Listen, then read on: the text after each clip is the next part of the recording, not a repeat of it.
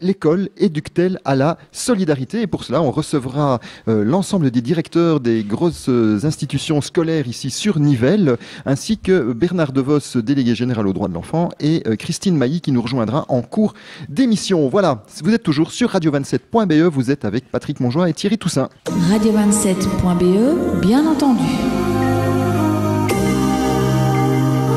Vous êtes avec Patrick Monjoie et avec Thierry Toussaint et on démarre tout de suite cette nouvelle séquence qui va être consacrée aux écoles de l'entité ici de Nivelles avec cette question, l'école éduque-t-elle à la solidarité? Alors pour ça, j'accueille trois directeurs de trois grosses institutions scolaires ici sur la ville de Nivelles. Tout d'abord, Sonia Gillon. Bonjour Sonia. Bonjour. Et donc tu es directrice du collège Sainte-Gertrude. Voilà. Alors on accueille également Luc Dewaal, qui est donc le directeur du Sacré-Cœur ici, juste en face d'ailleurs du collège, me semble-t-il, physiquement. Et puis nous avons également, bonjour Luc, et puis nous avons Olivier Minguet, qui est le directeur de l'Enfant Jésus. Bonjour Olivier. Bonjour. Alors est-ce que vous allez bien tous les trois? Oui, pour une fin de trimestre, oui. Ça va, les délibés se sont bien passés? On fait une petite pause. Oui. Les délibés se sont bien passés, tout passe globalement, bien. Oui. Allez, très bien. Première question, pour rentrer vraiment dans le sujet. Donc, comme on le sait, le cube de Vivacité s'est installé ici sur la Grand Place de Nivelles. Je sais que l'ensemble des écoles se sont mobilisées autour de Vivacité et de ce moment de solidarité. Voilà. Qu'est-ce que vous avez mené comme type d'opération au sein de vos écoles? Pour commencer, Luc, au Sacré-Cœur. Voilà. Alors, au niveau du Sacré-Cœur, on s'est effectivement mobilisé déjà depuis de nombreux mois en prévision de l'arrivée du cube de Viva for Life sur Nivelles, puisque à l'initiative d'une équipe de professeurs, nous avions déjà lancé l'idée de réaliser un jogging solidaire qui devait regrouper l'ensemble de nos 800 élèves et 120 membres du personnel. Maintenant, cette action a été menée à une période plus favorable sur le plan météo, puisque nous l'avons anticipé et effectué le 28 septembre dernier. Cette action qui a amené un partenariat dans le cadre de ce jogging solidaire a dépassé toutes nos espérances, puisque l'équipe s'imaginait pouvoir récolter 5 000 € et nous en avons récolté plus de 15 600, ce qui était tout à fait exceptionnel, sachant que nous avons quand même un pourcentage de jeunes qui sont scolarisés chez nous et qui ne sont pas nécessairement très favorisés sur le plan social. Donc c'est une action qui a profondément marqué l'ensemble de l'école.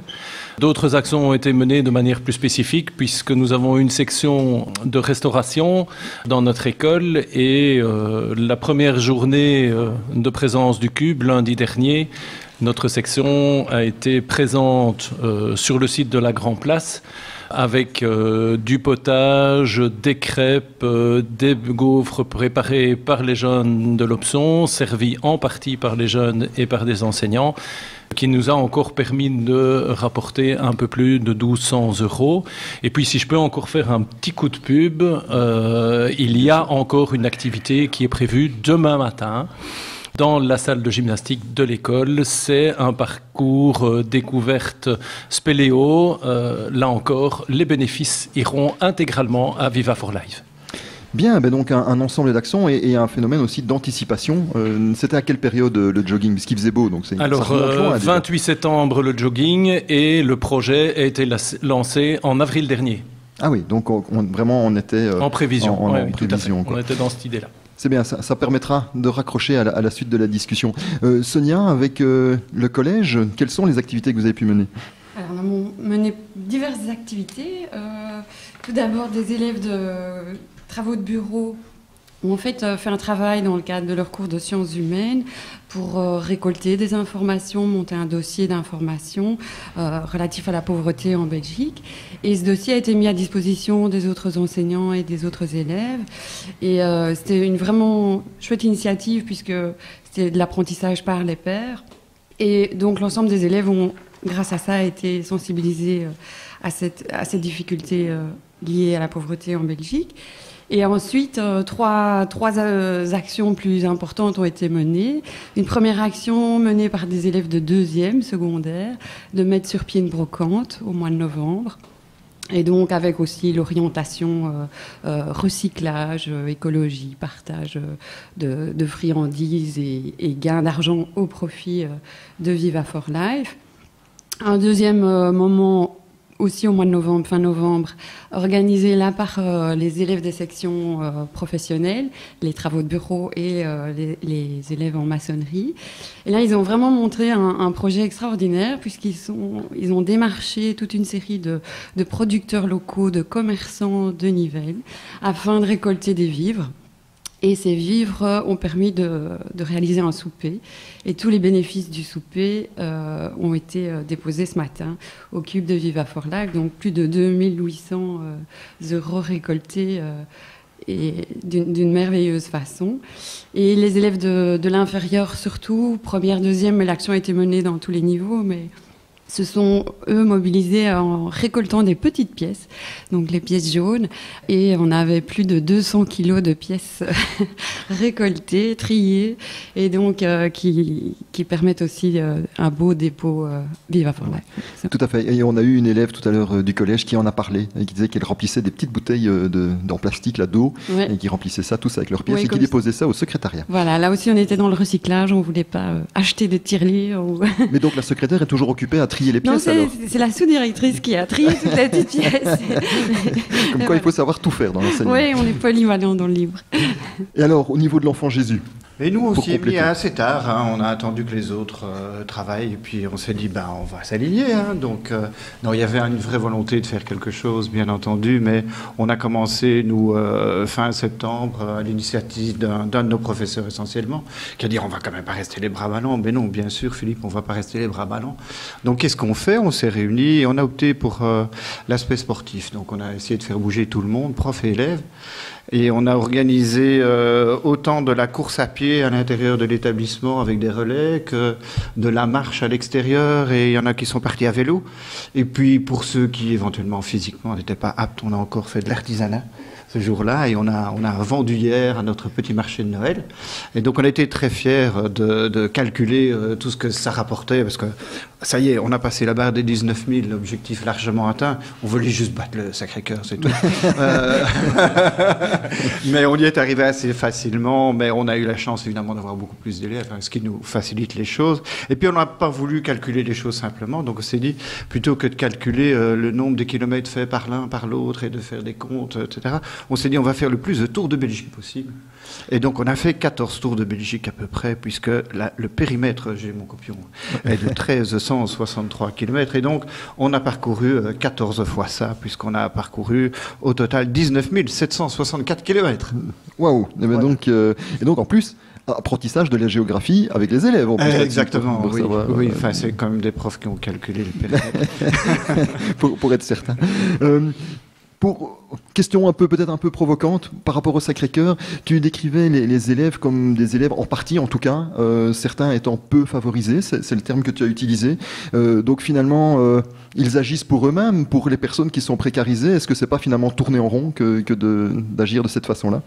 Non, je ne crois pas, parce que il y a toujours moins bien loti que soi. Et ce qui nous a frappé, c'est parfois, et pour moi je trouve que c'est extrêmement symbolique, on sait que nous avons des familles en difficulté, et certains étaient au départ très gênés de dire mais quelque part, est-ce que je vais y participer ou est-ce que je ne vais pas y participer, est-ce que symboliquement j'apporte quelque chose ou je n'apporte rien? Et je dirais, dès l'instant où on a vu une vraie solidarité d'école derrière cela, n'importe quel petit dépôt apporté ou par l'un ou par l'autre, même en grande difficulté, apportait une symbolique extrêmement intéressante.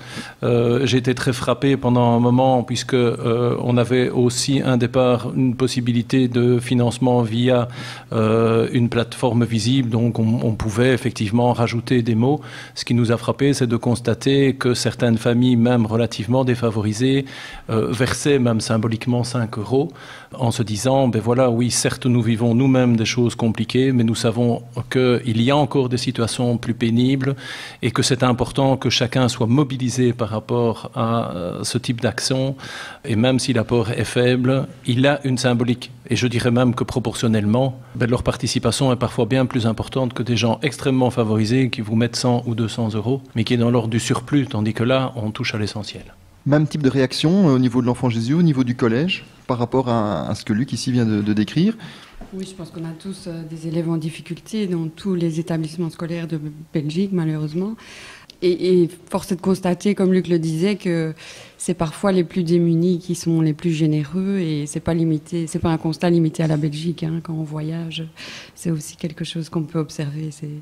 Parfois, c'est ceux qui ont le moins qui donnent le plus et qui partagent le plus.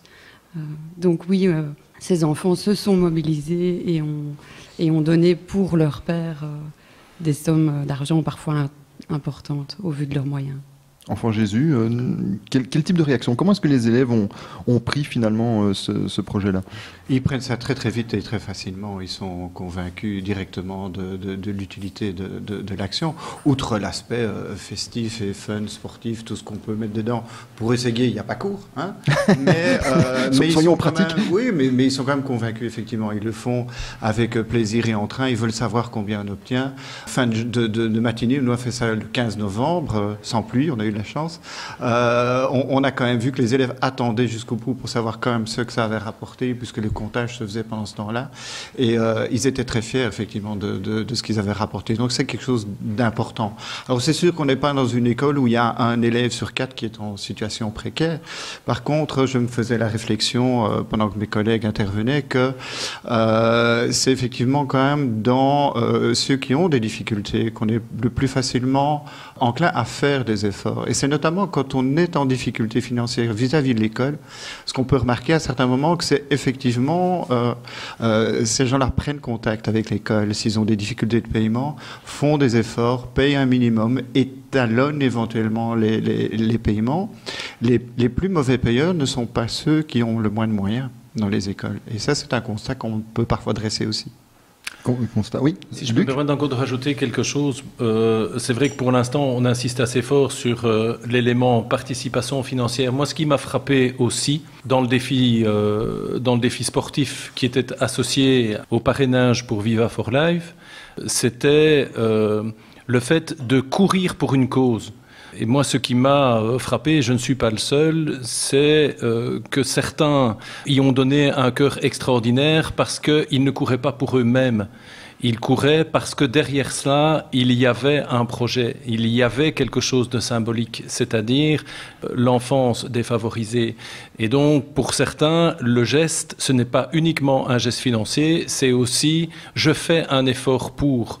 Et moi, je suis frappé en particulier pour une jeune de chez nous qui a de très gros problèmes de poids et qui arrive péniblement, habituellement, à faire 500 mètres et qui a fait les 3,5 km en entier. Et c'était une question de volonté absolue d'arriver au bout pour le projet. Bien.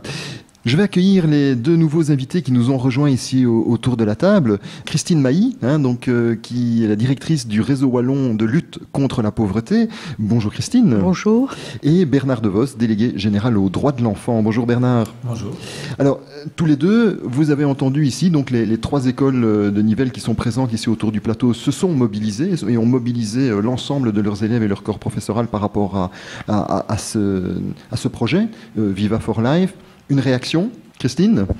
Une première réaction, c'est que j'ai envie de dire que de toute façon, mobiliser des jeunes et des enfants par rapport à des causes solidaires, je ne dirais pas quelles qu'elles soient, mais des causes solidaires, c'est important.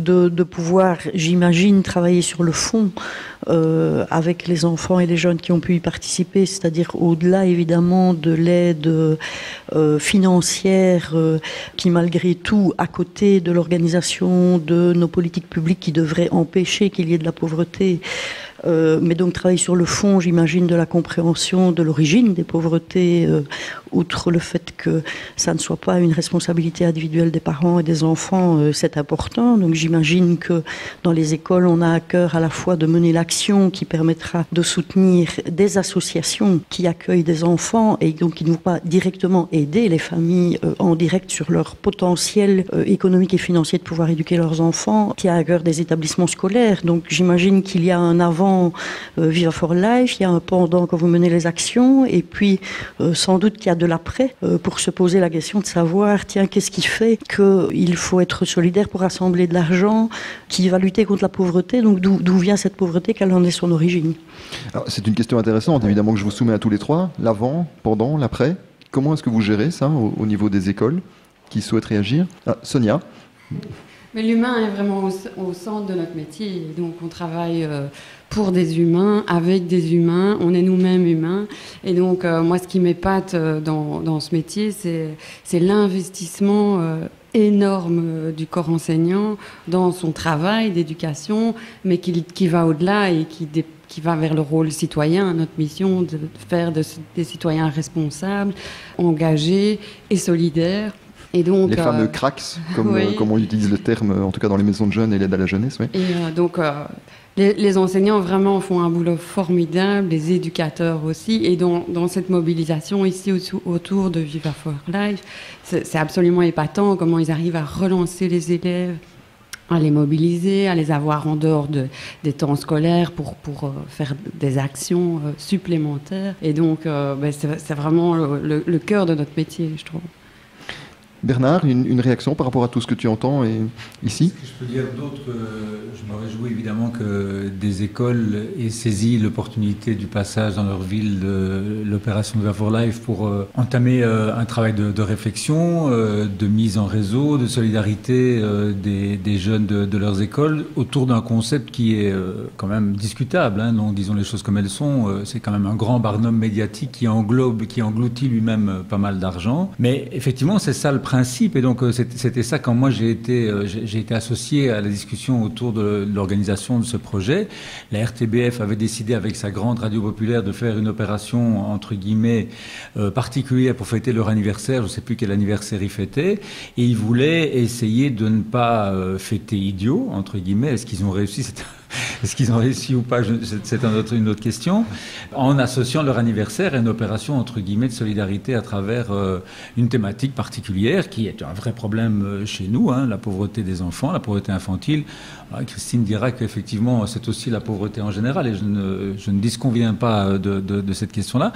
Et donc moi, je ne peux pas dire autre chose que je suis ravi effectivement que, alors que clairement j'espérais moi plus de sensibilisation à travers les antennes de la RTB, autant en radio qu'en télévision, sur le sujet, on voit que ce qui n'a pas été fait par la RTBF, à mon avis correctement, l'a été dans les écoles. Je veux dire, il y a eu un effort de réflexion, de conscientisation, de sensibilisation à la thématique. C'est ça qui est important. C'est que finalement, si on veut faire évoluer les choses, si on veut que demain il y ait moins de pauvreté, que la pauvreté recule, il faut qu'il y ait une masse critique de citoyens qui disent qu'ils n'en veulent pas. Je veux dire, les fameux chiffres de 1 sur 4, un enfant sur 4, il est connu notamment à travers cette opération, je pense, parce que c'est un chiffre qui était connu par une série de personnes initiées pendant tout un temps, des gens très engagés dans le travail social, des gens très conscientisés. Donc je pense que si on veut que les choses changent, il faut une masse critique. Cette masse critique, elle doit être faite avec tous les citoyens, et les plus jeunes y compris. Et donc moi je me réjouis que les écoles aient profité du passage de ce projet de Viva for Life qui est en soi discutable, d'autant que depuis les prémices, on a mis en lien un concept qui est acheté à l'étranger et qui prend le cube, les animateurs, la privation de liberté, oui, mais la privation de nourriture. Ils sont enfermés pendant 144 heures. Oui. La privation de nourriture solide pendant toute la période de l'opération. Et donc, quand on a mis ça en lien avec la question de la pauvreté, c'était extrêmement maladroit lors de la première opération. Ça a encore été répété tout récemment par un des responsables, des plus hauts responsables RTBF. Ça, c'est très dommage, parce que ça donne un discrédit encore plus important, évidemment, sur l'opération. Mais je répète, moi, je n'ai pas de souci, effectivement, et je me réjouis, en tous les cas, qu'à cette occasion-là, des écoles aient pu saisir l'occasion pour faire un travail de sensibilisation autour de ce projet-là. Olivier, tu as envie de réagir? Oui, non. Simplement, à une phrase, je partage énormément de tout ce qui a été dit. Juste que les écoles n'ont pas attendu Viva for Life pour commencer leur réflexion, comme Bernard le disait. On a des élèves qui sont engagés dans des tas d'autres actions dans les écoles. Hein. Je pense qu'on a à peu près tous dans nos écoles les magasins du Monde Oxfam ou les fondations d'Amiens ou encore Amnesty. Donc, ce sont toutes des actions dans lesquelles on est déjà investi. Alors, c'est vrai qu'il y a beaucoup de barnum médiatiques, j'aime bien ce terme-là. Il n'empêche que moi, où je suis, je vois qu'il n'y a pas que dans les écoles que ça a bougé. Il y a plein d'autres personnes qui ont lancé des défis. Et donc, tout ça, tant mieux si ça fonctionne. Ce qui est pris, je dirais, hein, à ce niveau-là. Maintenant, il y a sans doute des maladresses et autres que je peux partager. Il n'empêche que ça fait quand même tache d'huile un peu partout. Hein. On a des tas de défis qui ont été organisés. Dans mon club d'athlétisme, on voit, il y en a 2 qui se sont lancés le défi fou de faire 7 marathons en 7 jours. Ça amène de la solidarité, ça amène des sous, ça conscientise encore. Disons que ce soit en école, en famille, en club de sport et autres, on parle quand même de cette cause-là partout. Hein, peut-être que ça sensibilise de plus en plus aussi de gens et que c'est pas perdu, heureusement. Donc pour toi, c'est important, le fait qu'on puisse en parler. Et ça, c'est finalement l'élément positif de l'arrivée de Viva for Life, c'est de pouvoir parler de cette thématique-là. C'est-à-dire que je partage effectivement les maladresses parce qu'il y a des choses qui peuvent être mieux présentées. Il n'empêche que s'il y a plus de gens qui sont conscientisés grâce à cela, c'est gagné. Thierry ? Je voudrais, continuer dans la suite du débat, poser une question à Christine Mailly. Comme secrétaire général du réseau de lutte, wallon de lutte contre la pauvreté, tu vois des familles, tu rencontres des experts du vécu, hein, c'est bien ça l'expression que vous utilisez. Ces enfants de familles pauvres, défavorisées, leur rapport avec l'école, il est lequel? Et particulièrement, est-ce que tu as des échos de ce qui se passe pour eux quand Vivacité se déroule en particulier? Quand Viva for Life, quand tu veux dire l'opéra... Oui, non, ça va, c'est quand Viva for Life se déroule. Non, c'est pas grave. De toute façon, il y a un lien intime, puisque à l'origine, c'est quand même un grand barnum pour faire la promotion de Vivacité, qui en retire d'ailleurs un grand profit, comme la RTBF elle-même en retire un grand profit. C'est peut-être le plus grand profit d'ailleurs qui en est retiré. Et donc, il ne faut pas toujours se tromper dans les opérations et voir quel est le plus grand bénéficiaire. Tant mieux qu'il y ait de l'argent qui arrive, tant mieux que des associations puissent en bénéficier, mais on doit quand même se poser la question critique du pourquoi avoir recours à ce type d'opération-là pour régler un problème qui est finalement une conséquence de la désorganisation des politiques publiques qui ne permet pas aux familles de vivre, qui ne permet pas aux associations d'être subventionnées à la hauteur de ce qu'elles devraient avoir, qui fait que depuis trop longtemps, il y a des crèches inexistantes alors que c'est un besoin criant depuis des années. Et donc autant j'entends et je vais raccrocher à question dans tous les témoignages et on les entend partout que effectivement des familles défavorisés se saignent un peu pour aller verser ou donner 5 €, soit dans une enveloppe, soit à travers une action, etc. Autant on doit quand même se demander si on va continuer à être dans une société où c'est précisément la population qui souffre qui va devoir continuer à être solidaire avec l'autre population qui souffre et même avec les autres, plutôt qu'une sécurité sociale renforcée, etc. Alors comment les gens voient ça? Mais j'ai envie de dire, les gens voient ça comme tout le reste de la société. Dans les militants qui fréquentent le réseau wallon de lutte contre la pauvreté, il y a à la fois des gens qui sont émus par ce qu'ils entendent à la télévision, puisque tout est fait pour faire tomber l'alarme et la pièce, donc forcément ça fonctionne, et donc ça fait tomber l'alarme et la pièce, donc il y a des personnes qui se disent, mais oui, moi je donne parce que, vous l'avez dit, des personnes qui disent, il y a pire que moi, ou bien je peux bien faire cet effort-là, etc. Il y en a d'autres qui sont tout à fait révulsés par l'opération. Alors c'est moins les enfants qui en parlent, c'est les parents en général. Et je viens du réseau aujourd'hui et il y avait 3-4 familles qui étaient là parce que on avait une fin d'action avant les congés.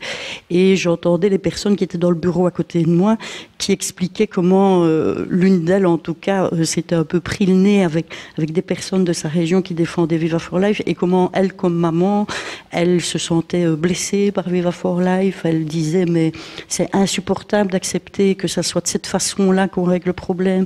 C'est insupportable de voir des journalistes qui jouent les affamés quand on sait, nous, ce que c'est de ne pas arriver à boucler le mois, etc. C'est pas possible d'accepter qu'on ait les revenus qu'on a aujourd'hui. C'est pas possible d'accepter que l'école coûte cher, parce que l'école coûte cher. Elle est gratuite constitutionnellement, mais elle coûte cher dès le moment où il faut contribuer à longueur d'année. C'est pas un reproche aux écoles elles-mêmes, hein. C'est une réalité dans l'organisation de notre société aujourd'hui. Et donc, est-ce qu'on va comme ça devoir continuer à dire qu'il faut aller chercher dans la poche des gens? Donc, il y a de tout dans la population qui vit les difficultés, et même dans les militants du réseau, dans la manière de se situer par rapport à cette opération-là. Malgré tout, le côté, la forme, le concept, comme on dit, hein, dans les trucs à la mode, qui fait la partie commerciale et visible de l'opération, déplaît quand même majoritairement, hein. Alors après, les gens se font avoir par, c'est logique, hein, la musique, les artistes, les chanteurs, le fait, comme tout événement un peu grand public qui crée une espèce d'engouement où à un moment donné on a beau être contre, on a envie de pousser la chansonnette avec, etc. Mais sur le fond, ça majoritairement, sur la forme de l'action, hein, je parle, les gens ne sont pas d'accord. Maintenant, juste, et puis je repasse le micro, c'est clair que pour un réseau wallon de lutte contre la pauvreté, autant il y a un respect, autant pour ceux qui donnent que pour ceux qui mettent de l'énergie, comme vous venez de l'expliquer, hein, à mener des opérations pour récolter de l'argent. Parce que voilà, il n'y a aucune raison de considérer que la solidarité en tant que telle soit une mauvaise idée dans une société, hein. Ça, il n'y a pas de souci. Comme on n'a pas de grief non plus contre les associations qui vont déposer un dossier pour avoir de l'argent parce qu'elles ont une bonne idée pour travailler avec des enfants, ou parce qu'elles ont besoin d'avoir plus, ou bien tout simplement pour une bonne partie d'entre elles parce que les subventions dont elles bénéficient sont insuffisantes pour pouvoir faire encore mieux, jusqu'au bout, de la bonne façon, le métier qu'elles ont à exercer de façon constante avec les enfants et les familles. Donc il n'y a pas de critique par rapport à ça. J'ai envie de dire que il n'y a pas à critiquer la solidarité, il n'y a pas à critiquer celui qui a besoin d'argent, il n'y a pas à critiquer celui qui donne. Mais il y a quand même à se demander s'il est bien normal qu'un opérateur de service public, qu'est la RTBF, que des pouvoirs publics, qui contribuent indirectement un peu, plus ou moins, avec des compléments financiers, etc., installe ça comme un fait sociétal qui, de plus en plus, fissure l'idée que c'est à travers la sécurité sociale, hein, à travers les choix politiques en termes de financement public de ce qui est nécessaire à la collectivité et à la société, que c'est à travers une forme de renoncement au fait qu'on peut faire disparaître la pauvreté, mais que la tendance est plutôt de dire comment est-ce qu'on va la gérer au mieux et comment est-ce qu'on va essayer qu'elle soit un peu moins prégnante dans les ménages, que les choses se passent. Et je me dis toujours, moi, est-ce qu'on fera un Viva pour la sécurité sociale un jour, et lequel est porté par qui, donc pour essayer de faire comprendre à toutes les familles qui sont les parents des écoles, à tous les enfants qui sont dans les écoles, tiens, vous savez, quand vos parents qui travaillent payent des impôts, ce n'est pas de l'argent que l'État leur vole, ou ce n'est pas vous retirer un morceau pour vivre moins bien, mais c'est mettre ça c'est mettre ça dans une caisse commune pour qu'elle soit utilisée de façon juste pour précisément à la fois subvenir aux besoins de n'importe qui dans la société, que ce soit depuis la pension, le chômage, la santé, etc., mais aussi solidairement, à la fois, d'apporter du soutien plus important à des familles dans lesquelles on est difficile, on s'est trébuché les pieds dans le tapis, où la société a été rude avec, où on a un problème familial intense, etc. Et je pense que si on pouvait, à un moment donné, trouver à rééquilibrer, alors autant pour nous, hein, on est acteurs qui devons faire ça, et qui faisons ça comme on peut tout au long de l'année, mais on sait bien que médiatiquement, c'est moins vendable.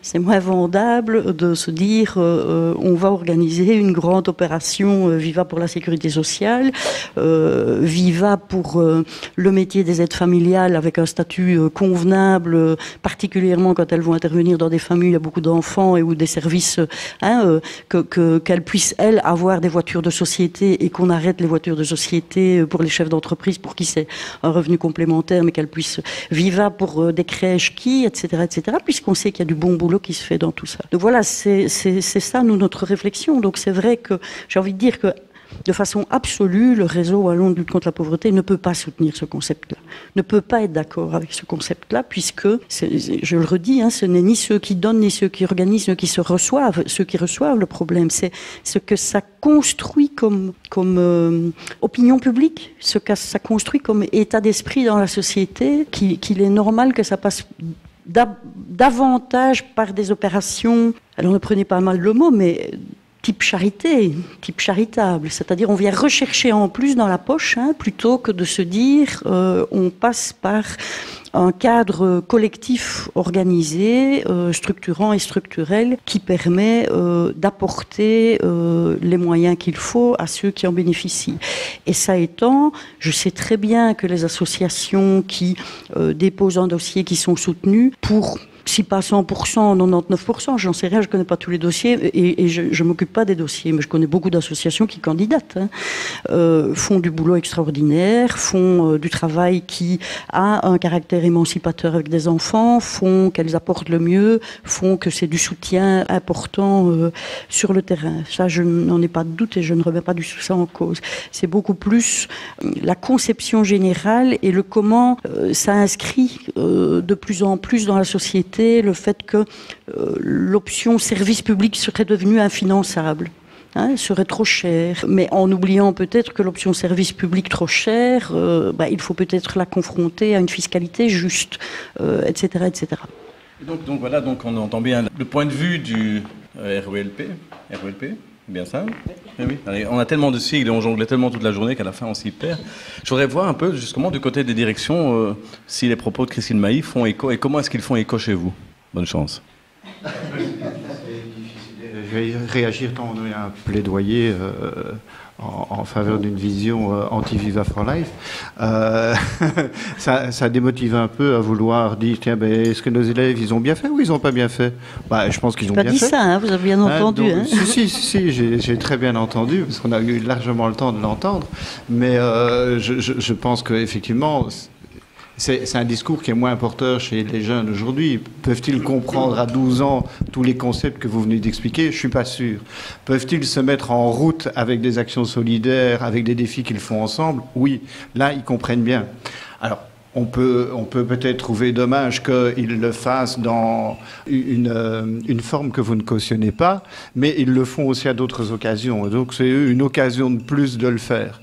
Hein, quand les élèves chez nous vont solidairement présenter une pièce de théâtre à la résidence pour personnes âgées juste à côté, ils font aussi de la solidarité. Ils participent aussi à des valeurs humaines importantes. Ils font là aussi œuvre quelque part de charité aussi, même si le public qui est loin d'être dans le besoin. Il n'empêche que voilà, ce sont des valeurs qu'on a envie de propager d'abord et avant tout. Et on n'est pas, nous, avec des discours politiques non plus dans nos écoles. Hein. Donc ce qui nous importe, c'est effectivement, non pas de dire vers quoi ils doivent voter plus tard et qui est plus à même de porter le projet, c'est à eux de se faire les opinions. Et nous, on travaille effectivement sur toutes les valeurs qui sont portées ensemble, solidairement dans les écoles. Une réaction des deux autres écoles, Sonia? Oui, tout à fait. Je pense aussi qu'on n'est pas là aujourd'hui pour faire de la politique. Ce qui interpelle les jeunes dans ces thématiques, c'est que la Belgique est quand même dans le top des pays dits développés au monde, et que c'est clair que quand ils apprennent ça, il y a un décalage avec cette réalité de pauvreté chez certains. Et donc les inégalités de développement, c'est une réalité en Belgique aussi. Et voilà. Et les réponses, elles sont individuelles et elles sont collectives. Et des actions comme Viva for Life ont le mérite d'éveiller les esprits, de rassembler, de créer du lien, de la convivialité, de rompre l'isolement. Et je pense qu'on est beaucoup plus fort ensemble que tout seul. Et donc, on ira plus loin ensemble que tout seul. Et donc, ces actions, elles sont critiquables, mais en même temps, ça amène de la convivialité. Ça permet aussi à ces familles en difficulté d'avoir droit à un spectacle gratuit à certains moments parce que c'est sur la place publique. Et c'est pas donné à tout le monde, et donc c'est aussi des moments de partage intéressants. Mais voilà, la pauvreté en Belgique, le thème est dramatique et vaste. Alors, je voudrais rebondir. Tu viens de dire l'école n'est pas là pour faire de la politique. Alors j'entends bien de dire c'est sur tel parti qu'il faut voter, mais la politique c'est bien plus que simplement aller vers des partis. C'est aussi avoir une réflexion sur la cité, sur le lieu où on vit, sur le pays, sur l'Europe, hein, dans notre cas ici. Est-ce que l'école ne doit pas justement apprendre, ne doit pas sensibiliser à ces questions politiques, mais je parle vraiment en politique dans le sens de fond, hein, vraiment, pas particratique. Oui, mais on le fait, hein, c'est dans le programme de beaucoup de cours, l'éducation à la citoyenneté, l'éveil au débat, à la critique des sources, à la critique des messages, à l'écriture aussi de messages. Donc ça, c'est vraiment, ça fait partie du contenu de plusieurs cours. Et aussi l'engagement politique, décoder les messages politiques, aller jusqu'à l'implication des jeunes dans les conseils, dans les délégués de classe, les conseils de participation, les parlements ouverts, etc., sont tous des moments essentiels pour faire de nos jeunes des citoyens engagés qui se mobilisent pour des causes. Ici, petitement, avec leurs moyens de 12 ans, avec leur esprit jovial et convivial, mais voilà, il faut commencer quelque part et les éduquer petit à petit. Et est-ce qu'on peut être optimiste? Est-ce que les choses sont occupées à changer? Est-ce que les jeunes... Ah oui. Et puis après, Luc, je te donne la parole. Juste pour terminer, est-ce qu'on peut être optimiste? Est-ce que les jeunes amènent une autre réflexion, un autre regard par rapport à ce que nous vivons aujourd'hui en tant qu'adultes? Nous, c'est le message des enseignants, en tout cas, c'est que le monde, c'est eux qui vont le faire. Ce sont les jeunes qui vont le changer, s'ils veulent le changer. Et donc, l'enthousiasme, il vient aussi d'une connaissance de l'existant et d'un cerveau bien construit, bien rempli, ce qu'on essaie de faire à l'école pour éviter aussi l'endoctrinement et les drames qu'on connaît dans d'autres régions du monde. Donc, c'est vraiment en remplissant le cerveau de nos jeunes avec toute une série de valeurs, avec toute une série de connaissances, qu'on peut faire en sorte qu'ils se mobilisent intelligemment pour l'ensemble de la société. Donc Luc, je t'avais coupé. Non, pas de souci. Donc moi, je voulais rebondir un peu sur tout ce qui a été dit ces dernières minutes. C'est clair qu'une opération comme Viva for Life met un coup de pub sur des situations qui se vivent au quotidien. Moi, je reviens sur l'élément, comme Sonia l'a souligné, de l'élément fédérateur d'un groupe scolaire, d'une école, des liens qui s'établissent entre les élèves et leurs enseignants à travers ce type d'action. Mais ça ne veut pas dire pour ça que cela n'existe pas au quotidien à travers toutes sortes d'autres actions toutes simples. C'est aussi le soutien qui est apporté à des jeunes en difficulté scolaire, parce que quand on parle de pauvreté, il y a aussi tout le volet d'égalité des chances des jeunes aujourd'hui par rapport à l'éducation. Et ce que nous constatons aujourd'hui dans notre travail au quotidien, nos enseignants sont plus que des enseignants. Combien de fois ils se transforment en éducateurs au sens large, voire même, je le dis parfois sous forme de boutade, en diététicien, en psychologue, etc., parce qu'il y a cet élément-là qui joue et dans ce type de contexte mobilise aussi des échanges, mobilise aussi de la solidarité. Et donc oui, certes, il y a une action, certes, les objectifs de départ peuvent être contestables. Ça permet en tout cas de fédérer des jeunes et des moins jeunes autour de diverses problématiques et pas uniquement des problématiques de type financier. Thierry, tu voulais réagir? Mais sur deux choses, je pense, effectivement, pour prendre un peu de hauteur par rapport au débat, je pense que c'est important. Christine a abordé la question d'un mécanisme plutôt structurel de la Sécu, que tu opposais en tout cas un peu, ou que tu mettais en tension avec effectivement le financement via Viva for Life. On peut comprendre pourquoi, qu'est-ce qui se passe avec ces questions de droit. Quel est l'avantage des deux, si je puis dire? Mais la tension qui existe aujourd'hui, et c'est pas aujourd'hui, hein, et je voudrais, j'espère, ne pas être mal comprise par les 3 directeurs. J'ai pas du tout remis en cause, vous l'avez bien entendu, hein, ce qui était fait, le fait qu'il y ait de la sensibilisation, etc. Et je sais qu'il y a beaucoup de propos qui diront aussi, même si ça peut encore être mieux fait, et Bernard disait, c'est moins bien fait par la RTB que les acteurs de terrain qui prennent en main la manière de sensibiliser, j'en suis certaine aussi. Et malgré tout, il y a de temps en temps de bons reportages fait par la RTB où il y a des gens qui écoutent aussi et qui tout à coup découvrent et s'éveillent au fait qu'il y a de la pauvreté dans notre pays parce qu'ils n'en étaient pas conscients, ils ne l'avaient pas rencontré parce que leur métier ne les met pas en contact avec des familles ou avec des enfants ou qu'ils fréquentent des milieux où ils n'ont pas de raison de croiser cette réalité-là. Donc il y a des choses comme ça qui existent, donc je n'en disconviens pas du tout et je dis je ne remets pas en cause les protagonistes en tant que tels. Par contre, ce qu'on voit quand même très très nettement depuis de nombreuses années maintenant, et en effet accéléré maintenant, et quand je parle de ça, ce n'est pas faire de la politique de parti, c'est faire de la politique de conception de l'organisation d'une société, c'est une déconstruction de l'accès à une série de droits pour les ménages qui les mettent de plus en plus en difficulté et en tension importante. Aujourd'hui, on n'est plus devant une réalité sociétale en Belgique où on a des ménages dans l'extrême pauvreté qui connaissent une grande désaffiliation sociale avec une pauvreté financière, une famille, un tissu familial très étroit, très réduit, des difficultés sociales intenses, etc. On connaît toujours cette réalité-là pour une série de ménages. On connaît des gens qui sont dans une pauvreté moins critique mais intense, qui fait que chaque fin de mois est difficile, il faut morceler les factures, on est dans la privation culturelle, etc.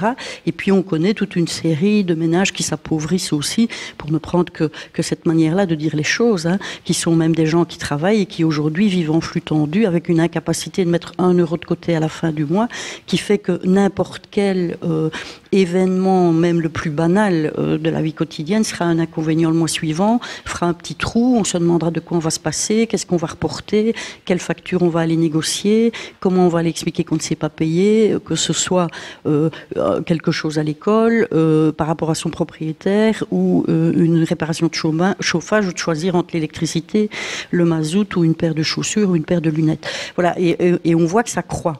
Alors, les réalités qui font que ça met en tension entre des opérations Viva for Life, mais on pourrait parler d'autres choses, et un financement public de sécurité sociale, c'est que il y a une dégradation à la fois du financement de la sécurité sociale et de l'accès aux droits. Aujourd'hui, il y a une dégradation du droit du travail, on le voit, il y a des gens qui trouvent du travail encore puisque le nombre d'emplois ne cesse d'augmenter, mais un pourcentage de plus en plus grand dans des conditions de travail insatisfaisantes en termes de quantité de travail. On va avoir du temps partiel avec un niveau de revenu à temps partiel, des compléments de chômage qui existeront encore ou qui seront conditionnés ou qui n'existeront plus. On a de la perte de droits en termes de santé aujourd'hui. On a de la perte de droits, enfin on n'a pas de la perte de droits, on a des difficultés dans l'accès au logement de façon extrêmement importante.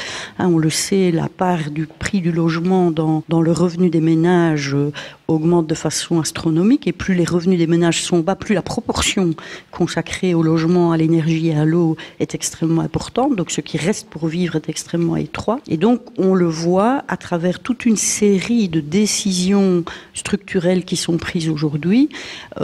On réduit la solidarité collective qui est construite sur quelle base? Qui est construite sur la base de chacun cotise à la hauteur de ce qu'il peut pour recevoir à la hauteur de ce qui lui est nécessaire. C'est ça l'esprit.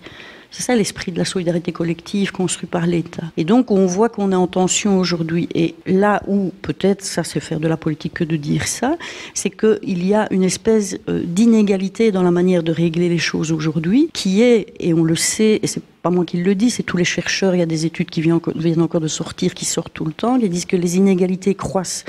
C'est-à-dire qu'on arrive en fait aujourd'hui à une société où il y a une partie de la population qui est toujours plus protégée, quand une partie importante et de plus en plus grande a des droits de plus en plus déconstruits et des possibilités d'exister financièrement qui sont difficiles. Donc ce qu'il ne faudrait pas, en tout cas, c'est glisser vers une proportionnalité intensifiée du recours à ce qui sort de la poche des gens qui sont déjà contributeurs, à travers l'impôt, à travers la sécurité sociale, à travers les difficultés qu'ils ont dans la vie, pour consolider et construire des réponses collectives à leurs besoins. il ne faudrait pas que la proportionnalité s'intensifie à se dire c'est l'argent des gens qui va s'ajouter à leur contribution à leurs impôts, qui va payer la crèche, qui va payer l'aide scolaire, qui va payer le lieu d'accueil pour des enfants de réfugiés plutôt que de passer leur journée dans la rue, etc., etc. Donc comment est-ce qu'on tient un équilibre par rapport à ça? Donc le problème n'est pas de dire les gens n'ont pas le droit d'être solidaires autrement qu'à travers l'impôt, mais c'est dans quelle proportionnalité va-t-on? Parce que si on additionne les opérations de type Visa for Life aux fondations, par exemple, auxquelles on va faire appel de plus en plus dans l'associatif parce que les moyens publics ne sont plus à la hauteur. Mais fondations qui vont aussi appliquer leurs critères du pourquoi elles donnent dans quelles conditions. Au crowdfunding régulièrement auquel on a recours parce qu'on se dit on va plus attendre, on va faire appel à la demande d'argent privé pour pouvoir répondre à des choses.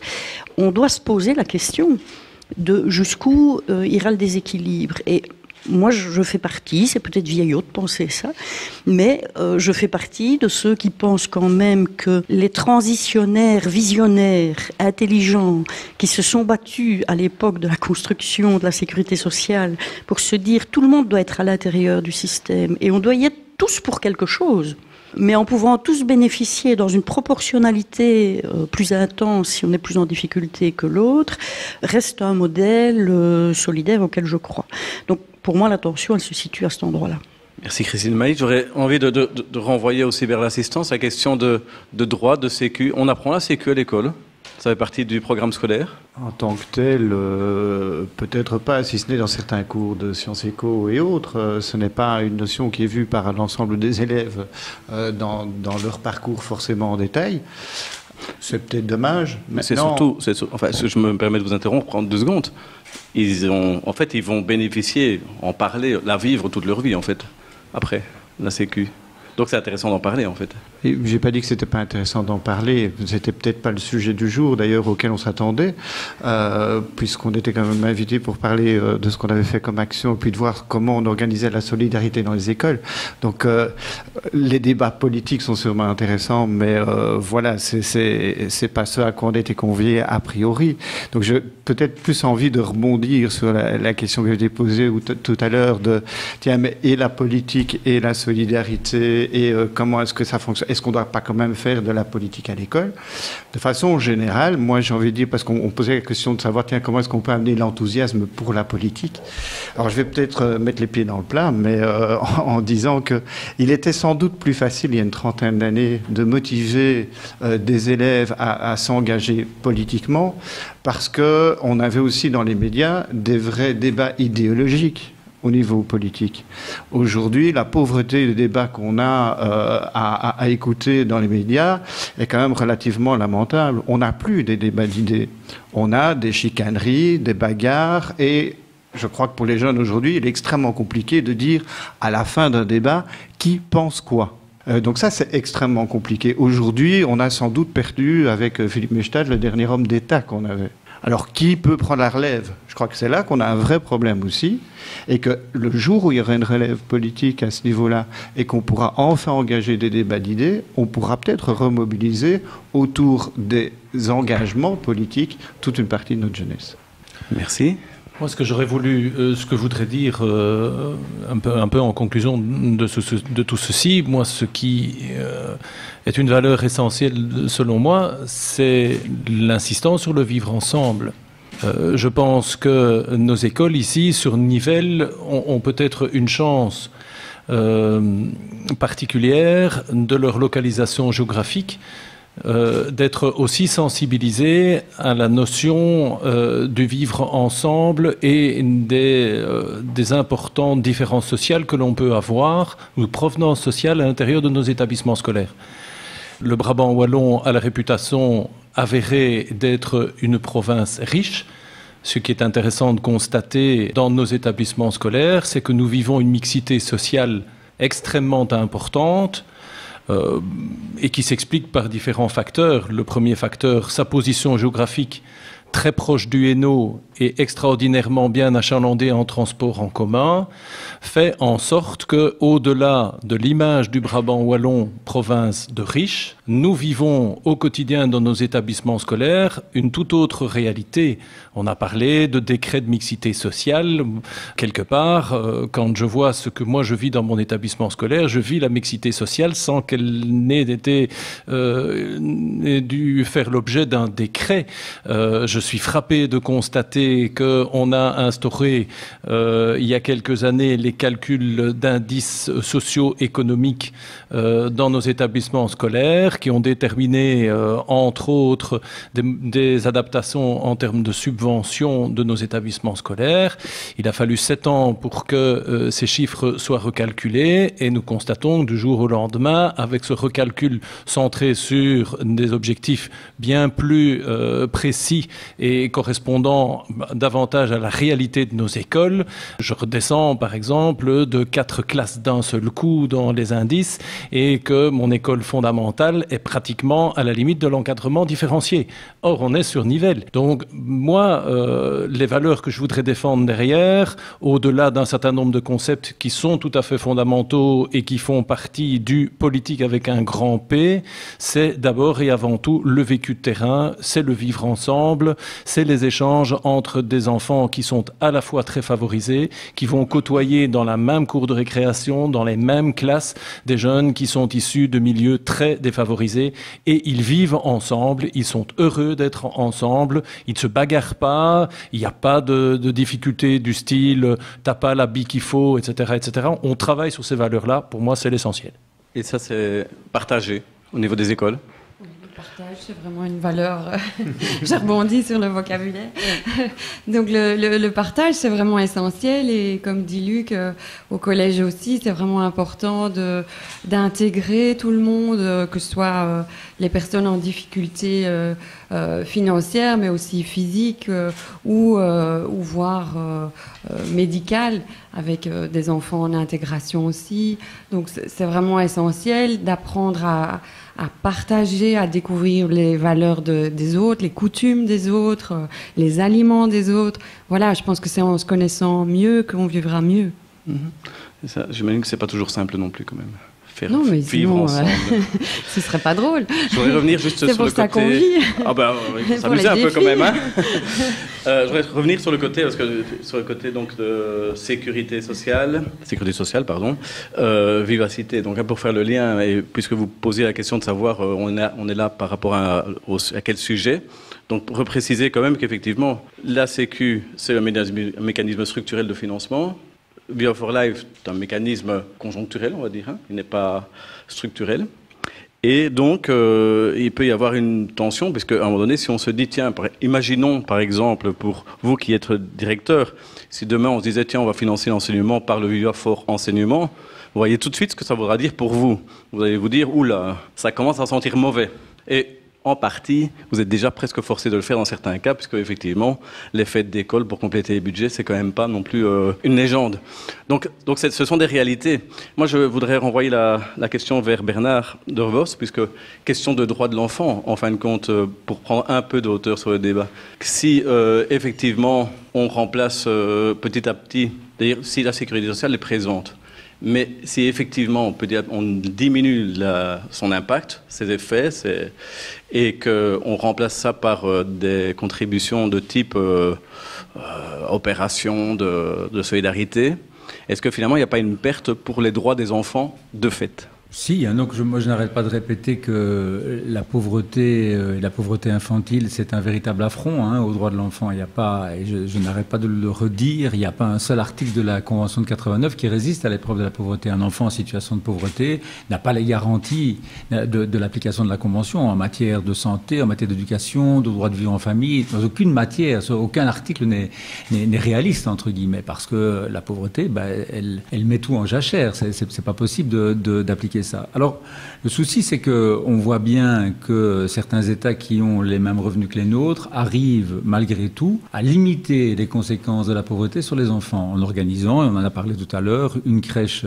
l'accès universel en crèche. Hein. On sait combien aujourd'hui la crèche, c'est plus simplement un lieu de garde, c'est un lieu d'éveil, c'est un lieu très important pour la croissance des enfants et leur intégration dans la société, en organisant une école équitable et égalitaire. Là, on sait que malgré tout, malgré le travail de tous les enseignants, les directeurs d'école sur le terrain, on garde malgré tout, de manière générale, en Fédération de Bruxelles, une école terriblement inéquitable. Les dernières enquête internationale sur les tests de lecture, alors on peut prendre ces tests avec une certaine distance et ne pas prendre ça pour argent comptant, mais il n'empêche qu'on sait qu'on a été les derniers Européens, ce qui est déjà inquiétant, mais ce qui est surtout inquiétant, c'est de voir que les 25% les plus des enfants qui vivaient dans les milieux socio-économiques les plus favorisés avaient des résultats qui étaient au-delà, supérieurs aux enfants des pays phares en matière d'enseignement, Singapour, la Finlande, etc., alors que les 25% des élèves qui vivaient dans les milieux socio-économiques les plus défavorisés avaient des résultats pires que des répliques bananières, quoi. Je veux dire, c'est vraiment criant, et donc c'est des inégalités auxquelles malheureusement on s'est habitué. Les États peuvent aussi s'organiser pour faire en sorte que les enfants aient accès gratuitement à des activités de loisirs, culturelles, etc. Et c'est vraiment pas le cas chez nous. Et donc, effectivement, moi, je suis aussi en question par rapport à toutes ces questions-là. Et je rejoins évidemment Christine, même si effectivement c'est un peu loin du Viva for Life, mais quand même pas si loin que ça. C'est vrai qu'une sécurité sociale bien foutue, ça devrait donner des résultats bien plus intéressants que ce qu'on peut faire. Il faut toujours pas mettre tout sur le même niveau. C'est 3 millions d'euros à peu près l'an dernier, Viva for Life. C'est quand même une goutte d'eau, quoi. Moi, ce qui m'intéressait dans l'opération, c'était le côté populaire, clairement. Et donc, s'il reste encore un distinguo entre Christine et moi sur ces questions-là, c'est que moi, je n'aime pas qu'on fasse la différence entre la charité et la solidarité. Et je n'aime pas qu'on taxe, entre guillemets, qu'on laisse entendre que des gens qui viennent donner 2 euros ou des gens qui se mobilisent sur des petites actions, dans le cadre du Viva for Life, seraient dans une action de charité avec tout ce qu'on peut mettre de négatif derrière ce côté-là, et que d'autres, qui auraient accès à des mécanismes de solidarité plus élaborés, seraient dans quelque chose d'autre. Parce qu'effectivement, l'important, c'est effectivement de travailler ensemble. Et là, moi, je crois très fort qu'on ne fera pas bouger nos gouvernements, on ne fera pas bouger nos institutions si on n'a pas effectivement ce que j'appelle moi une masse critique de gens qui disent nous n'en voulons plus. Alors bien sûr, évidemment, et c'est mon regret, ce que Viva for Life donne en termes de réflexion, de sensibilisation est beaucoup trop pauvre. Moi, je dois vous avouer que si je me suis embarqué dans cette aventure-là il y a quand même 5 ans déjà, c'est notamment parce que Viva for Life est géré par l'équipe de CAP 48. Et CAP 48, en matière d'handicap, il faut dire les choses comme elles sont. Non seulement c'est effectivement une poire pour la soif pour pas mal d'associations, comme Viva for Life représente pour une série d'associations qui travaillent des enfants dans la pauvreté, mais c'est surtout en matière de sensibilisation un monde. Je veux dire, ils ont fait évoluer la manière dont on envisage le handicap et les besoins spécifiques de tout le monde, des enfants et des adultes, de manière phénoménale. Et donc, c'est vrai que je regrette que tout le côté info de la RTBF n'ait pas embrayé sur l'opération Viva for Life comme je l'espérais, avec des reportages de qualité, avec un effort de sensibilisation, avec des témoignages, avec une série de choses qu'on a avec CAP 48. Visiblement, il y a des tensions à l'interne. Justement, donc les tensions internes à l'RTBF font que l'opération a perdu, entre guillemets, une bonne partie de sa qualité. Et si je me suis engagé dans cette opération-là au départ, c'était notamment parce que depuis que je suis délégué général, j'ai une de mes fonctions, de mes obligations, c'est d'assurer la promotion de la Convention.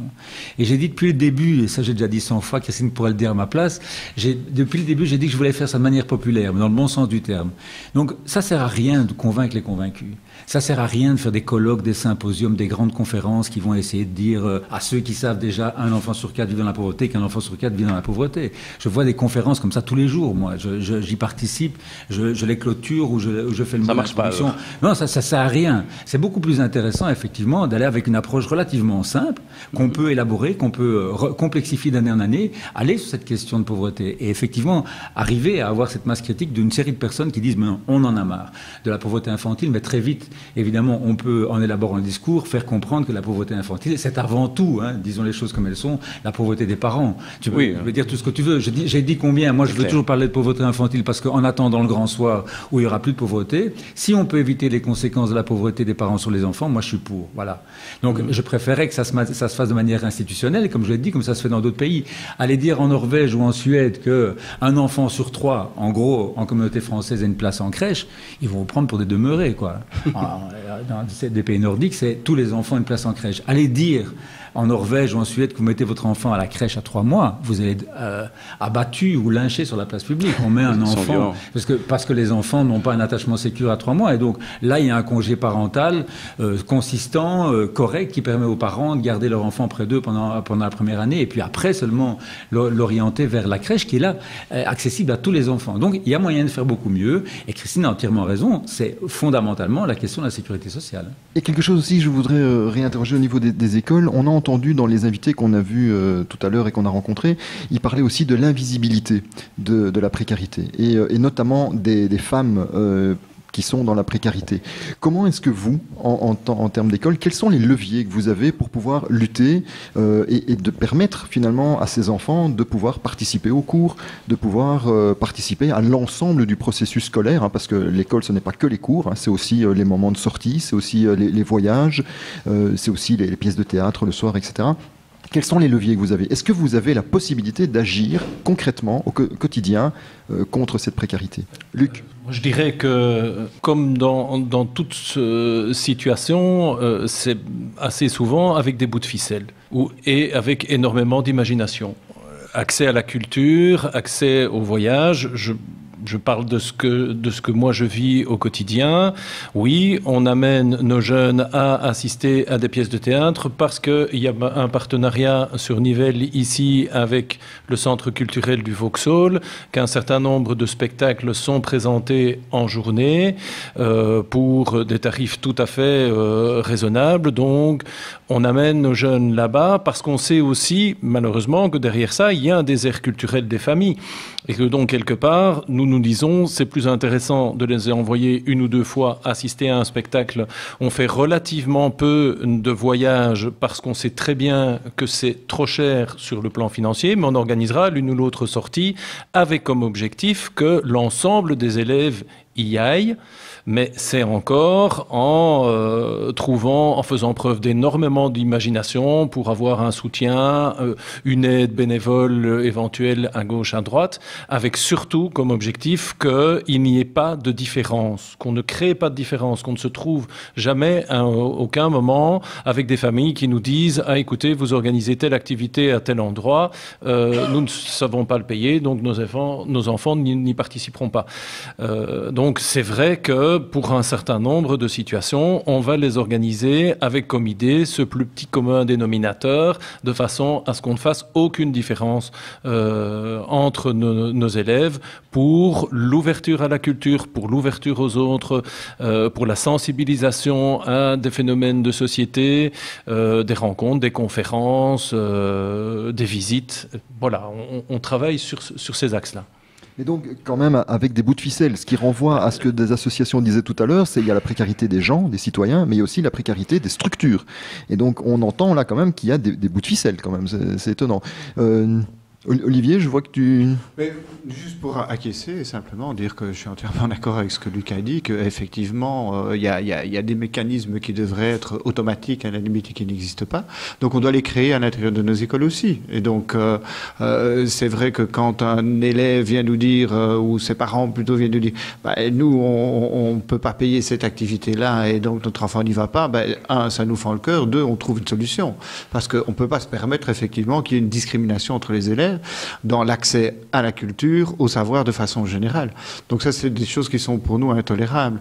Alors, c'est vrai qu'il y a des lois qui existent aujourd'hui, hein, vous n'avez pas 90% de participants à l'activité, vous ne pouvez pas l'organiser. On n'a pas attendu ces lois-là, nous, hein, on n'a pas eu besoin de ça.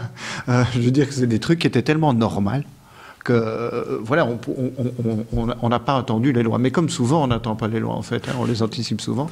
Et elles ne font, en fait, très souvent, on peut acquiescer dans le sens de Christine aussi, hein, l'administration derrière, ça devrait être automatique. Oui, effectivement, ça devrait être automatique. On a à chaque coup des charges administratives beaucoup plus importantes. Et ça ne nous sert pas toujours. Alors, c'est pas que dans les écoles. Hein, je sais que des refuges d'enfants pour avoir des aides auprès de la VIC et compagnie, mais c'est insupportable, ça dure un temps infini. Et ce qui arrive souvent dans ces cas-là, et ça arrive parfois dans nos écoles pour d'autres dossiers, c'est qu'en attendant, la situation se délabre, voilà, tout simplement. Voilà, ça c'est insupportable.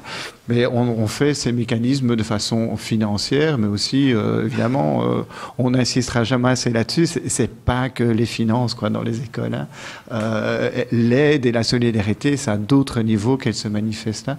Avoir deux élèves qui travaillent ensemble pour pouvoir faire réussir l'un qui est en difficulté, ça se travaille au quotidien.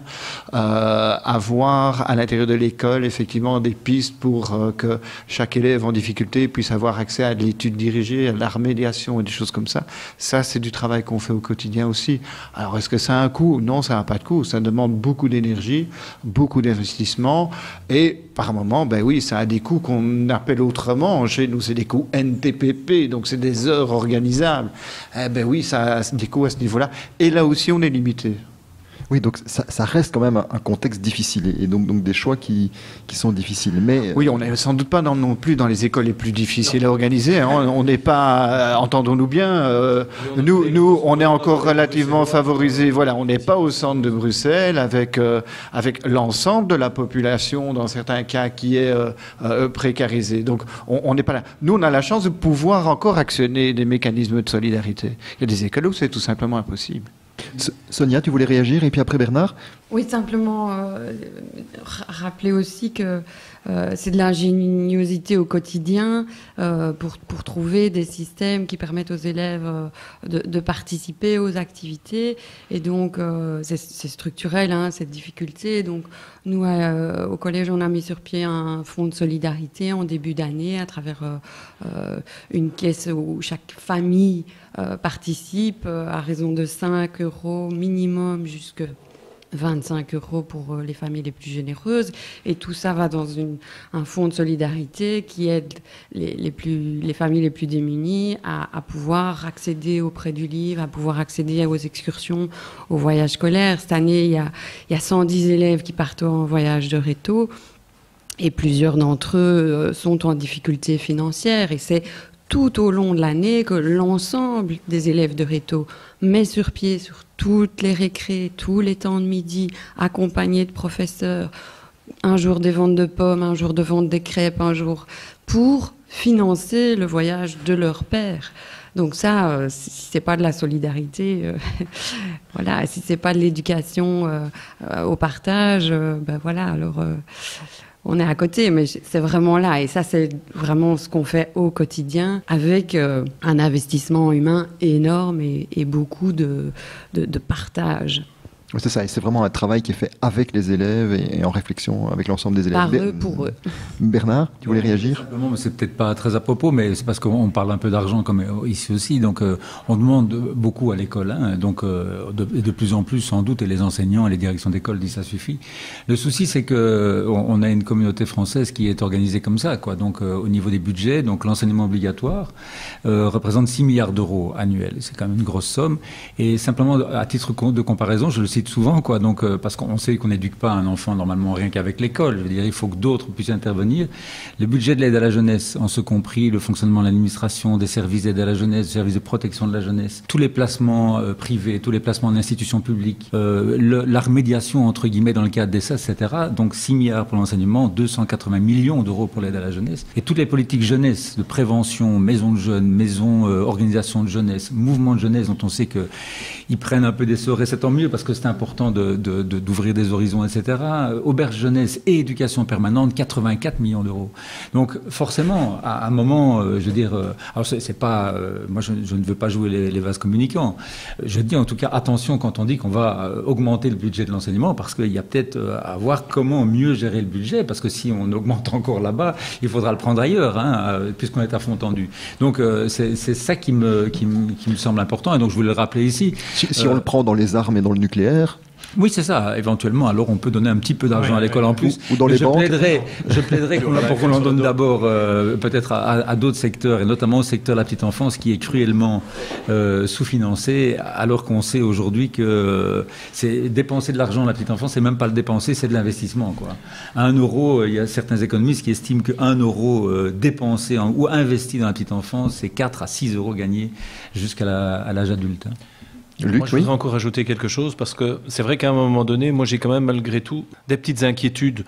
On fait preuve d'énormément d'imagination, on compense des politiques d'accompagnement de jeunes ou de familles en difficulté et on se rend compte qu'il devrait y en avoir plus. Et d'un autre côté, il y a des attentes de plus en plus importantes. Moi, je suis frappé de voir de plus en plus régulièrement des familles qui vous déposent leurs enfants comme on dépose un paquet en disant « écoutez, on ne sait plus quoi en faire ». Et on attend absolument tout, voire et encore plus de l'école. Et que quelque part, mais maintenant probablement sans aucune réelle distinction sur le plan social, on exige de l'école de plus en plus, y compris quelque part assurer des manquements ou des difficultés rencontrées en extérieur, et quand vous ne le faites pas, on vous dira « oui, mais est-ce que vous avez réellement fait votre travail comme il faut ?» Donc, on fait preuve de beaucoup d'empathie, beaucoup d'attention, mais je pense aussi qu'à la base, il y a d'autres choses qui devraient encore être retravaillées là-dessus pour ne pas non plus faire dévier l'école de sa mission première, qui reste d'abord et avant tout conduire des enfants progressivement à l'autonomie, à la prise de conscience d'être un être citoyen, de se préparer ou à un métier, ou à des études supérieures, donc devenir un adulte responsable et citoyen. Christine, tu avais peut-être envie de réagir à tout ça. Oui, ben j'écoute avec intérêt ce qui se dit pour partie. Évidemment, ce sont des débats auxquels on a déjà beaucoup participé, parce qu'en étant dans le métier qu'on fait, c'est forcément des choses qu'on entend, auxquelles on participe, auxquelles on adhère, vis-à-vis desquelles on est critique, sur lesquelles il faut mettre des chantiers sur la table en disant que c'est en cherchant ensemble qu'on trouvera la solution. Donc je veux dire, bien malin, celui qui aujourd'hui peut claquer dans ses doigts en disant c'est réglé pour tout le monde. Ce que j'entends quand même dans le débat, c'est que si on veut creuser jusqu'au bout, il y a quand même une fragilisation des institutions structurantes, que ce soit sur le plan financier, que ce soit sur le plan administratif, complexité, ce qu'elles représentent dans la société, le sens que la société leur donne, la manière dont on peut exercer son métier, etc., que ce soit dans l'enseignement, dans l'associatif, etc. Et donc, je pense qu'on doit avoir une veille encore plus grande, justement, dans un contexte comme ça, à se demander comment on réfléchit à ce qui fait société et comment l'État doit réfléchir avec nous à ce qui fait société, avec les acteurs, vous, quand c'est le cadre de l'enseignement, mais croisé avec l'associatif, avec l'ensemble, etc. Et comment l'État doit se demander finalement quelles sont les grandes fonctions qu'il doit soutenir absolument de la meilleure façon qui soit, financièrement, dans la forme d'organisation, dans le fait de ne pas mettre plus d'ennuis à des solutions inventées qui vont parfois tout complexifier plutôt que de permettre au terrain de dire ce qu'il faut et tout ça. Et c'est ça l'intérêt, et c'est pour ça que c'est là que moi je vois aussi des tensions avec une opération comme Viva for Life. Ça ne se situe pas qu'à l'endroit de l'argent. Ça se situe à l'endroit de l'argent, mais ça se situe à l'endroit de qu'est-ce que ça veut dire et qu'est-ce que ça envoie comme message à l'ensemble de la collectivité et de la société. Et je pense que c'est important de le questionner. Et je voulais juste revenir par rapport à ça sur 2 éléments qui ont été évoqués, puisque c'est quand même une opération qui part du champ médiatique, et quand Bernard disait qu'il avait une déception à la manière dont les choses étaient traitées sur le fond et que tu avais eu un espoir d'une prise en main plus puissante sur le fond structurel, à l'instar de Cap 48, ces 2 éléments d'abord, c'est de dire attention à ne pas comparer Cap 48 à une opération comme Viva for Life, parce qu'il y a une très grosse différence évidemment. Le handicap, c'est quelque chose soit d'accidentel, soit de naissance, et soit même s'il survient parce qu'il y a eu une erreur commise, quelqu'un qui va se planter avec sa moto en roulant comme il ne faut pas, dramatiquement, ce qu'il va en subir comme conséquence dans une tétraplégie va être comprise, parce que forcément la personne, j'ai envie de dire, elle se ramasse dans la tronche pour toujours les conséquences de... Et donc il y a une réceptivité au message qui est plus directe, qui est plus vite comprise et les éléments financiers et réparateurs vont être directement plus opérants et plus visibles. Comme la pauvreté, c'est une conséquence. C'est pas une faute intrinsèque, c'est pas on ne naît pas pauvre, c'est une conséquence de ne pas avoir de travail, que soi-même comme parent on est échoué avec l'école, on a peur de l'école, on n'a plus confiance, on ne sait pas comment créer le lien, etc. Que l'école va parfois avoir du mal à rencontrer la réalité de la diversité, etc. Que la santé physique qu'on a va être faible et que peut-être un éclatement de couple cumulé à ça, etc. Donc c'est extrêmement difficile, évidemment, d'arriver à faire passer le message, mais aussi la réalité dans les faits de ce qui sera mis en place, qui va réellement modifier la représentation mentale que les gens ont de ce qu'est la pauvreté dans la société. Il y a encore une culpabilisation énorme des gens dans la pauvreté. Il y a encore des tas de gens qui disent « mais c'est de leur faute, mais ils ne se bougent pas assez pour avoir de l'emploi, mais ils ne sont pas assez courageux, mais ils ont tout fait de travers, mais ils n'avaient pas besoin de se séparer, mais ils ne sont déjà pas capables d'élever leurs enfants. Mais pourquoi est-ce qu'on fait autant d'enfants si on n'a pas d'argent ? Mais, etc. Et donc, c'est compliqué de démonter ces choses-là. Et c'est bien pour ça que le travail de fond, il est extrêmement important. Et que la difficulté, quand il y a une opération qui continue à se maintenir comme ça d'année en année, qui cristallise, ce n'est pas le problème qu'elle entraîne des opérations qui sensibilisent momentanément, tant mieux. Tant mieux, il n'y a pas de problème avec ça.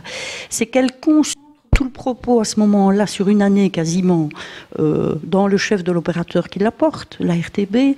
De plus en plus, le moment où on parle de pauvreté, c'est avant Viva for Life, c'est pendant Viva for Life, et puis on n'en parle même pas, mais enfin, je veux dire, c'est un peu plus. Alors que c'est toute l'année qu'il faut parler de ce sujet-là. Alors, de temps en temps, de façon sporadique, on le sort parce qu'il y a des chiffres statistiques qui disent que le pouvoir d'achat diminue, etc., et c'est un petit morceau qui sort.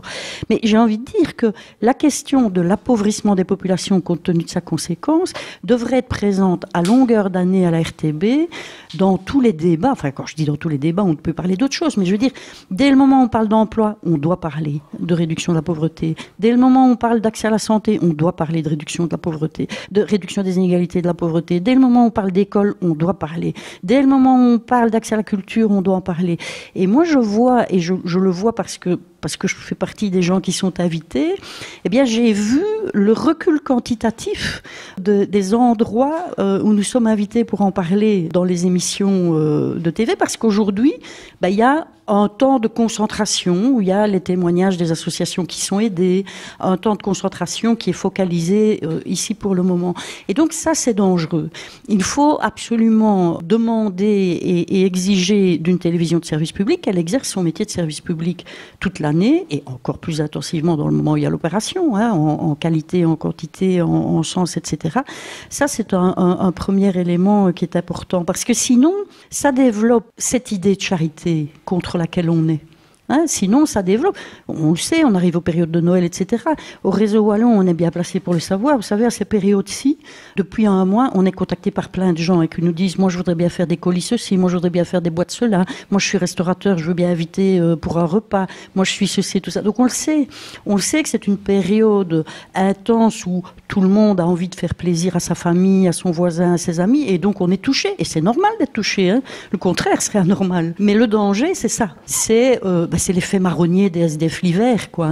Parce qu'il fait froid, on s'intéresse aux SDF parce qu'on est mal à l'aise, mais des SDF, il en meurt toute l'année dans la rue, et il y en a toute l'année dans la rue, et c'est toute l'année qu'il faut s'y intéresser. Donc, ce côté-là, je trouve, c'est un élément problématique qui s'ajoute. L'autre élément problématique, et je sais qu'il est un peu périphérique au débat avec les écoles, je vous le concède volontiers, bien que, malfois, ça permet peut-être de réfléchir comme avec des étudiants aussi, c'est quand on voit certains sponsors de l'opération, pour ne pas les citer, Belfius, qui par exemple par ailleurs est une des banques parmi toutes les banques qui, depuis des années, devrait pouvoir constituer des garanties bancaires au profit de parents qui ont peu d'argent, parce que la loi l'a prévu comme ça et qu'il est possible pour une famille de s'adresser à une banque pour demander de constituer une garantie locative, pas une garantie locative pour louer un logement. Eh bien, comme toutes les autres banques, elle met des frais de dossier tellement élevés que les gens y renoncent même et qu'ils ne peuvent pas y accéder. Tout comme c'est une banque qui a augmenter le prix d'ouverture d'un compte, par exemple, pour les personnes qui ont peu de revenus. Alors, on est dans aussi des tensions paradoxales où on doit se dire, c'est bien sûr la télévision de service public qui doit faire son travail sur l'ensemble et la totalité de l'année, sur le fond et dans sa mission. C'est bien sûr le service public et le monde politique qui doit prendre les bonnes décisions en matière de sécurité sociale. Mais c'est aussi tous ces acteurs du champ du privé et de la finance qu'il faut questionner sur la manière dont ils s'engagent dans cette société et leur demander d'exercer déjà dans leur métier la réduction des inégalités de façon juste.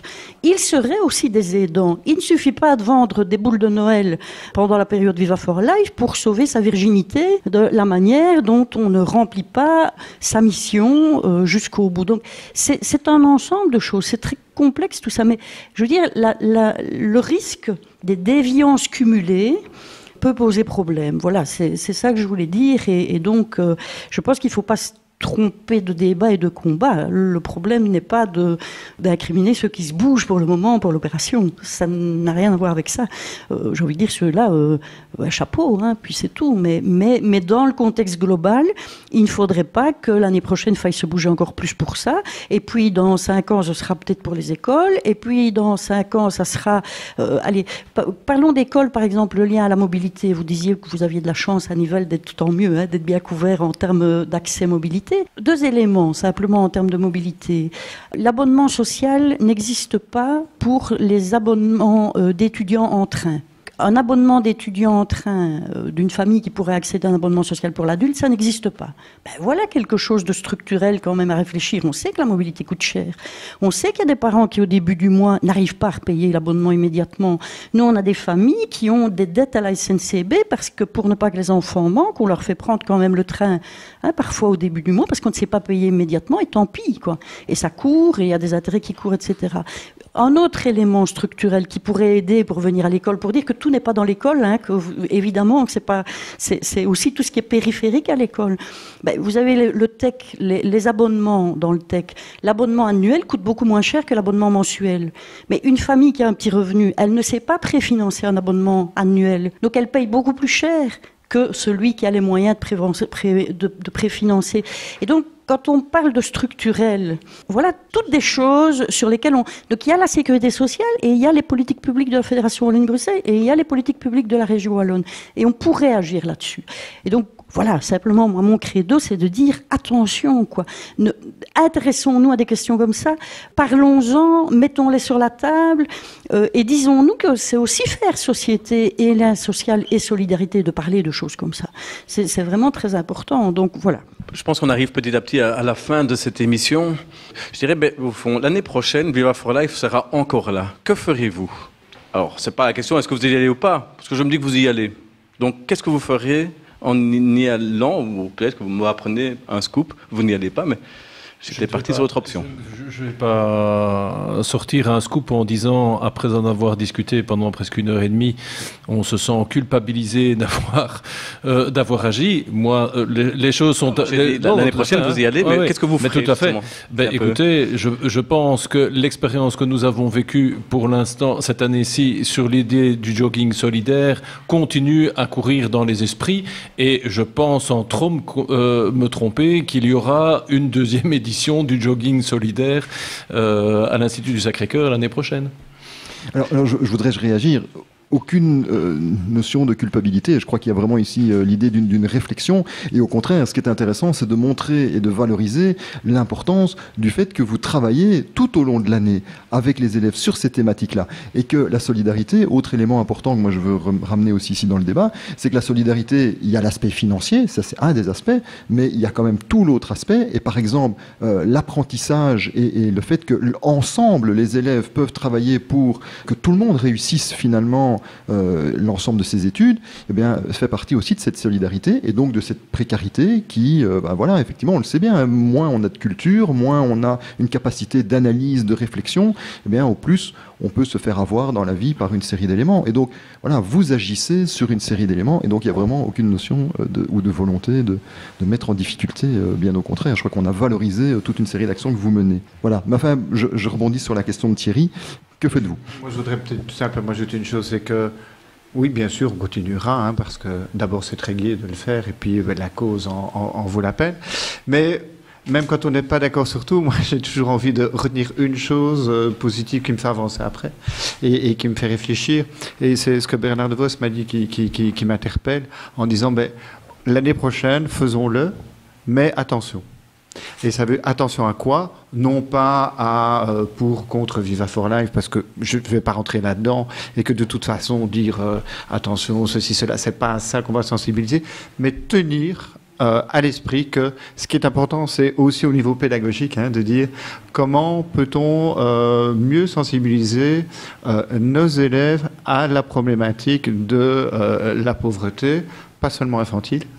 J'ai bien retenu la leçon, puisqu'on voit bien d'où elle vient. Effectivement, l'enfant, c'est pas l'enfant qui est pauvre, on le sait tous, mais on fait plus appel à notre sensibilité quand on cible sur l'enfant, bien entendu. Oui, puis ils subissent. C'est normal, ça fait pleurer et on espère que ça fait surtout bouger. Mais donc, moi, ce que je vais retenir, c'est ça, effectivement, essayer de prendre ça à bras-le-corps, comme cette année-ci, avec toute l'énergie qu'on avait, et consacrer encore une part d'énergie à voir comment, dans les cours ou dans d'autres choses, on peut intégrer peut-être un peu plus cette problématique-là pour que ce ne soit pas rien qu'un one-shot à un moment donné. Éviter ce que Christine appelait l'effet marronnier. Ça, merci. Oui, je voulais expliquer tout à l'heure. Donc, au collège, on est parti de cette démarche pédagogique pour amener des idées de sensibilisation et de mobilisation. Donc, je pense que ça, c'est vraiment quelque chose qui a bien marché et qui était pédagogique. Ce qu'on peut peut-être faire pour faire le lien, c'est justement faire remonter aussi aux politiques ces bonnes idées des jeunes. Et donc, nos jeunes ne votent pas, ils ont 12 à 18 ans, ils ne votent pas encore. Mais par contre, ils ont vraiment de bonnes idées. Et donc ça pourrait être une piste pour l'année prochaine, c'est de refaire ce maillon vers le politique en faisant remonter ce qui sort des classes par rapport à cette évocation de la pauvreté. En toute façon, ça peut nourrir le débat, donc c'est pas inutile. Et Radio 27 se tient à votre disposition aux 3 écoles ici et à l'ensemble des écoles de l'arrondissement de Nivelles. Justement, et tant qu'à faire, et avant de donner la parole à Bernard De Vos, je précise qu'il y a une opération qui s'appelle Enragez-vous, engagez-vous et puis votons. Alors, les enfants ne votent pas, mais finalement, ils ont peut-être leur mot à dire. Et donc, s'ils veulent remplir des cartes et dire quels sont les défis et merveilles qu'ils trouvent à Nivelles, autrement dit, qu'est-ce qu'ils aiment bien et quels sont les enjeux qu'ils voient à rencontrer, eh bien, on est tout prêt à passer chez vous, donner des cartes, vous les passez, parce que nous, on estime que c'est important que les enfants puissent s'exprimer, même s'ils n'ont pas le droit de vote. Bernard, oui. Toi, tu vas faire quoi, toi? Moi, je sais pas. Moi, peut-être bien qu'on me demandera d'être à nouveau président du prochain jury et, entre guillemets, de mettre ma patte dans l'opération comme je l'ai fait depuis un bout de temps. Ce que je vais essayer, c'est effectivement, encore plus que les années avant, d'essayer de convaincre le département info de la RTBF de se saisir des bonnes questions que Christine a mentionnées, depuis la mobilité jusqu'aux questions d'alimentation, d'égalité de traitement dans l'enseignement, etc. Donc je pense que ça, effectivement, c'est le point faible pour moi de l'opération. Et puis pour le reste, je suis évidemment moi aussi tout à fait prêt à faire l'intermédiaire entre le travail de collecte, entre guillemets, des recommandations que des élèves pourraient faire à l'adresse des responsables politiques et institutionnels et faire le relais. C'est assez amusant, mais aujourd'hui se clôture dans mon institution une Xème édition, je crois que c'est la 6e édition de Parlons Jeunes, qui a été initiée sur la question des départs en Syrie il y a en 2013. Et puis on a justement eu le 2e, c'était Parlons Pauvreté, Parlons Jeunes, Parlons Pauvreté. Et puis on a fait, aujourd'hui c'était, cette semaine c'était Parlons Exil. Et donc aujourd'hui j'ai participé avec une vingtaine de jeunes qui occupent leur fameux jour blanc d'après les examens à travailler cette question, et les recommandations qu'ils ont fait étaient terriblement fortes. Et souvent les jeunes et les enfants même ont une absence de censure comme ça qui est très nourrissante et très intéressante pour nous qui avons toujours des cadres de réflexion très carrés. Ah mais ça on ne peut pas, bah si on peut parfois, et donc c'est très intéressant effectivement. Et voilà, je pense que tout le monde s'est exprimé sur la question. Donc voilà, au fond, résumons ça par les mots de Bernard. C'est faisons confiance aux jeunes, quoi, en fait. C'est un peu ça. Voilà. Je vous remercie. Et bien voilà, donc moi, il me reste à remercier l'ensemble de nos invités. Donc Christine Mailly, donc du réseau wallon de lutte contre la pauvreté, Sonia Gillon, directrice du collège Sainte-Gertrude à Nivelles, et puis Olivier Maguin de l'Enfant Jésus, et Luc Dewaal, directeur du Sacré-Cœur, et puis Bernard Devos, délégué général aux droits de l'enfant. Voilà, un tout grand merci pour votre participation, pour cet échange et ce débat d'idées autour de la question de Viva for Life et de la solidarité. Voilà, on continue tout à l'heure à 18h. Eh bien, ça sera l'émission Soyons curieux que vous pourrez retrouver. D'ici là, une petite plage musicale, mais restez bien à l'écoute parce qu'il y aura une surprise. Radio27.be, bien entendu.